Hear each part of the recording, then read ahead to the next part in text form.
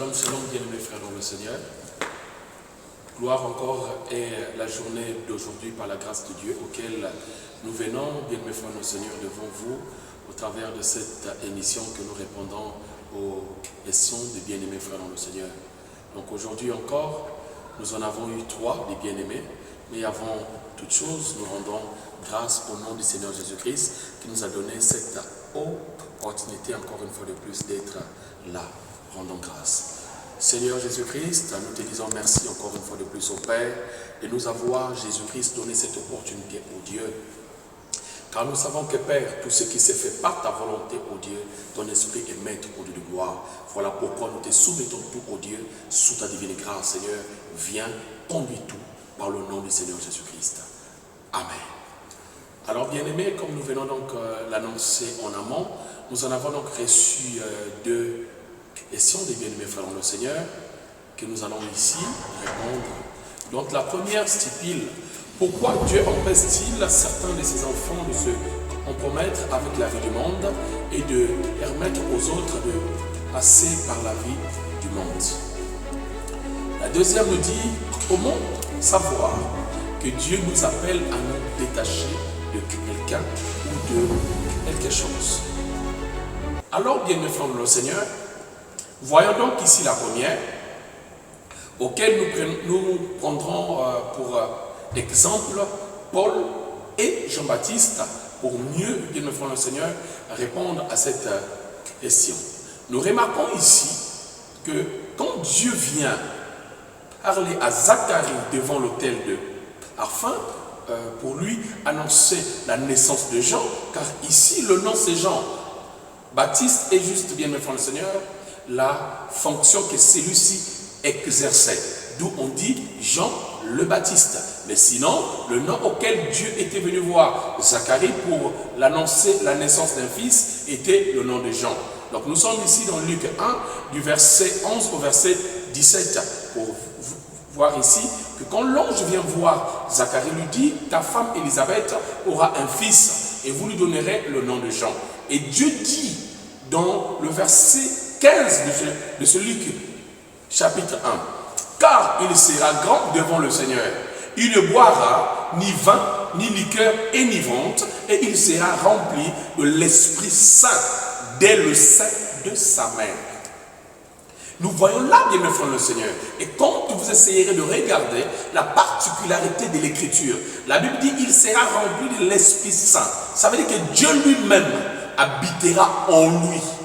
Dieu lui-même habitera en lui. Cela montre ici, bien mes frères le Seigneur, la préscience ou la prédestination que Dieu a pour tout chacun de nous. Cela ne différencie en rien le travail de tout celui qui fait, bien me le Seigneur, la volonté du Seigneur. Nous voyons que pour Paul, c'était différent. Quand Dieu vient prendre Paul, il le prend après avoir, bien me le Seigneur, vécu et fait certaines choses. Et nous voyons bien que au cours, bien me le Seigneur, de la marche de l'apôtre Paul, il ne cessait de rappeler quelle était sa vie auparavant. Mais cela ici, bien me le Seigneur, ne dit pas que Paul était moins important que Jean-Baptiste. Non, cela fait partie de la préscience et la prédestination que nous avons, bien me le Seigneur, tout un chacun devant le Seigneur Jésus-Christ. C'est lui qui décide, c'est lui qui planifie, c'est lui qui fait toutes choses, bien le Seigneur. La Bible déclare, il fait toutes choses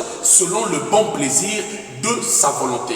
Et cela ne veut pas dire, bien le Seigneur, que comme toi, tu avais d'abord vécu une vie et que tu viens servir le Seigneur, tu es moins important que celui qui n'a pas fait ce que toi tu as fait. Non, la vie que tu as vécue servira d'expérience quand tu parleras et que tu témoigneras Dieu. Quand les autres entendront cela. Imagine, bien mes frères le Seigneur, que hier, tu étais un homme frivole et qu'aujourd'hui, Dieu te prend. Quand tu parleras de la frivolité, tu auras, bien mes frères le Seigneur, une explication saine et sévère sur ce point-là. Parce que tu sais d'où tu viens et quelles sont en réalité les conséquences, bien mes frères le Seigneur, de cette vie de frivolité. Donc, bien mes frères le Seigneur, nous voyons là que cela n'est pas, bien aimé, une manière de dire que Dieu prend les autres moins et qu'il prend les autres plus. Non, la grâce n'est grâce car c'est lui qui la perçoit en tant que grâce. Alors là-dessus, nous voyons, quand nous répartons dans le mystère du tabernacle, Vous allez voir, bien enfant, le Seigneur, entre le lieu très saint et le lieu saint, il y avait un mystère qui était là. La Bible dit qu'il y avait, entre les deux, il y avait la peau de tesson. C'était un animal qui sentait mauvais. Et cette peau-là, elle sent mauvais. Je vous dis, bien enfant, le Seigneur. Alors, mais pourquoi Dieu pouvait-il prendre une peau qui sentait aussi mauvaise, d'aller mettre cela entre le lieu saint et le lieu très saint? C'était une manière de dire, bien enfant, le Seigneur, Dieu peut prendre de la saleté, nettoyer et mettre, bien enfant, le Seigneur, à la table de grand. Donc nous voyons ici, bien-aimé frère le Seigneur, pour répondre à cette question, qu'il ne suffit pas que tu sois peut-être différent ou d'autres manières pour que Dieu t'utilise. Tout part de la préscience et de la prédestination de Dieu. Ici, quand nous avons lu Luc, Dieu nous a rappelé à Luc, Jean ne devait rien prendre. Jean ne devait rien prendre. Mais par contre, quand vous verrez Paul, souvenez-vous que, bien me frère le Seigneur, quand le Seigneur Jésus-Christ part, les apôtres veulent prendre Matthias, qui avait un bon témoignage. Mais c'est Dieu qui vient témoigner, qui dit non, je me suis réservé un autre pour une mission autre, c'est-à-dire Paul. Matthias avait un bon témoignage au milieu de frères, mais pour la préscience, la prédestination du travail, il n'était pas, bien me frère le Seigneur, monté pour ce travail-là. Donc, ce que nous vivons comme expérience dans la vie nous servira, bien me frère le Seigneur, dans notre marche dans la foi. Donc, si quelqu'un aujourd'hui avait vécu d'abord une vie autre et après Dieu le récupère, ce n'est que pour la gloire de Dieu tout ce qu'il a vécu. Voilà un peu, bien me frère le Seigneur, ce que l'on pouvait répondre là-dessus par rapport à cette préoccupation. Nous passons donc ici à la deuxième qui nous dit comment savoir que Dieu nous appelle à nous détacher de quelqu'un ou de quelque chose. Là, bien me frère le Seigneur, il nous suffira de lire dans le livre de Jacques, le chapitre 4, le verset 4. Ou encore, on peut répartir, bien me frère le Seigneur, au commencement de tout dans la Genèse. Il nous suffira de voir avec Abraham. Quand Dieu vient voir Abraham, qu'est-ce qu'il lui dit? Il dit, sors du milieu dans lequel tu te trouves et va vers le pays que moi, l'Éternel, je t'indiquerai. Ça veut dire quoi? Que le milieu où il était n'était pas compatible à ce que Dieu voulait faire avec lui. N'oubliez jamais, bien mes frères le Seigneur, notre milieu peut nous influencer négativement comme positivement. Car dans le milieu, il n'y a pas que le physique, mais il y a aussi le spirituel, l'atmosphère autour du milieu dans lequel tu es. Le milieu dans lequel peut avoir, bien frère le Seigneur, une influence dans ta progression, dans ta manière, bien frère le Seigneur, d'atteindre tes objectifs. Voilà pourquoi Dieu ici, bien frère le Seigneur, mettra toujours des choses autour de toi qui te feront comprendre que le milieu dans lequel tu es n'était pas favorable. Il te parlera. La Bible dit, l'Éternel Dieu parle tantôt d'une manière, tantôt d'une autre. Il peut utiliser des gens pour te parler. Il peut utiliser des moyens pour te parler. Il peut tout utiliser pour te parler. Parce que nous voyons, parfois, tu es en cours de route, quelqu'un peut t'aborder en te disant, mon frère, ce que tu fais là n'est pas bon. Là où tu es là, c'est pas bon. Quitte ce milieu-là. Toi, tu vois que ce n'est qu'un homme qui t'a parlé. Non, ce n'est pas un homme. Mais c'est Dieu qui a utilisé cet homme-là pour venir t'avertir, pour venir te préparer, pour venir te parler, de quitter ce milieu-là où tu es, de ne plus faire ce que tu fais par la grâce de Dieu. Parce que quelque chose, nous voyons bien le Seigneur, tu peux avoir une vie de débauche. Tu peux être, bien frère le Seigneur, un homme qui est adonné à l'alcool. Mais tous les jours, quelqu'un vient te rappeler en te disant, mon frère, ce que tu fais là, c'est pas bien. Laisse l'alcool. Abandonne cette vie. La vie de prostitution, la vie de ceci, le voyoutisme, la cigarette, toutes ces choses-là. Ils viendront te le dire. Bien, mes frères, le Seigneur, regardez. Vous savez, le monde a souvent cette habitude de nous faire miroiter les choses sans pourtant que nous ne puissions voir la profondeur. J'ai vu par exemple, pour vous donner, bien enfant le Seigneur, un exemple, il y avait un Didier que le monde appelle Didier. Un jour, un homme va le rencontrer.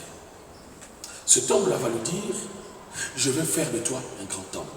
Et tu voyageras à travers le monde, tu seras un grand homme. Il accepte. Alors, il va prendre un nom de scène. Son nom de scène, il prendra le nom de Vinci. Or, Vinci veut dire l'enfer. Ça veut dire l'enfer. C'est vrai, il va voyager à travers le monde. Mais ce qu'il est en train de faire derrière pour arriver à ce succès-là, les gens ne voyaient pas.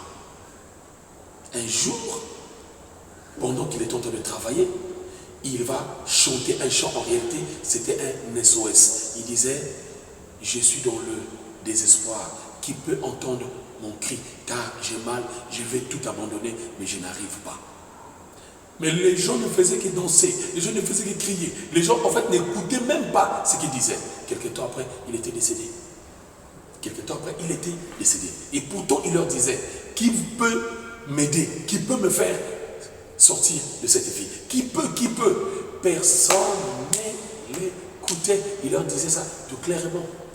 Et récemment, nous avons vu, quelqu'un a bel et bien dit, il a dit, j'ai vendu mon âme au diable. Oh, vous tous qui êtes là avec moi, je vais vous présenter chez mon maître, le diable. Voyez-vous? Donc, il y a beaucoup de choses qui se passent autour de nous. Il y a plein de choses qui se passent auxquelles parfois nous ne maîtrisons pas l'existence. Voilà pourquoi il faut être attentif à la voix qui te parle, à cette voix-là qui s'adresse à toi d'une manière ou d'une autre. Sépare-toi de ce que tu as. Quitte du milieu dans lequel tu es. Mais sauf que nous avons souvent l'habitude de ne pas prêter attention à des choses bien qui sont tout autour de nous. Donc Dieu utilisera toujours tous les moyens possibles pour nous parler, pour nous édifier. Qu'est-ce qui est écrit sur un paquet de cigarettes? Plusieurs ne le savent pas. Plusieurs ne prennent même pas le temps de le lire. Et pourtant, c'est un avertissement. C'est un avertissement qui est là, qui est profond. Mais ils ne le lisent même pas, ils ne le regardent même pas. Ça s'adresse à qui? À eux, mais ils ne veulent pas de ça.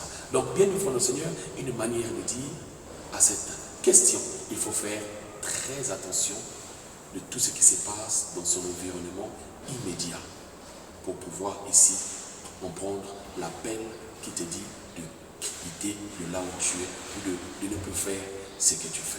Voilà, et là-dessus je dirais, la Bible déclare, si vous écoutez sa voix, n'endurcez pas vos cœurs. Que Dieu vous bénisse. Shalom, prions le Seigneur. Dieu de gloire, merci encore une fois de plus au Père des grâces. Nous savons que Père, il y a des fils au Dieu de gloire qui crient, qui disent, qui me délivrerai-je? Qui me délivrera de ce mal au Dieu de gloire? Oh, je sais que Père, ton esprit au Dieu de gloire est capable de délivrer. Oh Dieu de gloire, nous te recommandons Père, des frères, des sœurs, à travers les mondes au Dieu de gloire, les fils au Dieu de gloire Père, qui sont encore dans le monde au Père de grâce, attire-les Seigneur au Père de grâce et donne encore Père, à force, à ceux qui Père de grâce au Dieu de gloire, qui sont refroidis à l'évangélisation, de se lever encore pour évangéliser, afin que Père de grâce au Dieu de gloire, tes fils rentrent dans la bergerie, à ceux qui sont malades, guéris-les Seigneur au Père, à ceux qui sont dans des difficultés et qui sont ceux car tu es le Jéhovah Jireh. Nous te bénissons au Père de grâce et de gloire. Ajoute encore Père à notre humble prière ce que nous n'avons pas pu t'exprimer et nous te disons merci Père de grâce et de gloire. Bénis ton Église à travers le monde de gloire, à tous ceux qui crient à toi sincèrement, profondément de gloire.